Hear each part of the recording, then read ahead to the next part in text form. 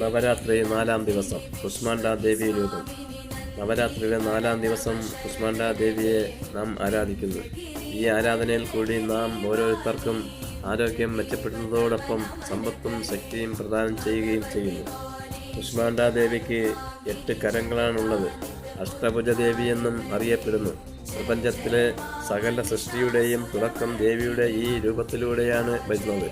കുഷ്മാണ്ഡ ദേവിയെ ആരാധിച്ചാൽ രോഗശാന്തിയും സൗഖ്യവും പുരോഗതിയും കിട്ടുന്നു. ഭൗതിക സുഖവും ആത്മീയ സുഖവും ദേവിയെ പൂജിക്കുന്നതിലൂടെ ലഭിക്കുന്നു. പ്രപഞ്ചം നിലനിൽക്കുന്നത് തന്നെ ദേവിയുടെ അനസ്യൂതം പ്രവഹിക്കുന്ന ചൈതന്യത്താലാണ്. അഭിവൃദ്ധിയും ആരാധകർക്ക് ലഭിക്കുന്നത്. മലരാണ് ദേവിക്ക് സമർപ്പിക്കുന്നത്. കുഷ്മാണ്ഡ ദേവിയുടെ വാഹനം സിംഹമാണ്. കുഷ്മാണ്ഡ എന്ന പദം സംസ്കൃതത്തിൽ നിന്നും ഉടലെടുത്തതാണ്. ആ ശബ്ദത്തിൻ്റെ അർത്ഥം പ്രപഞ്ചത്തിൻ്റെ പിറവിക്ക് മൂലകാരണമായ ശക്തി എന്നാണ്.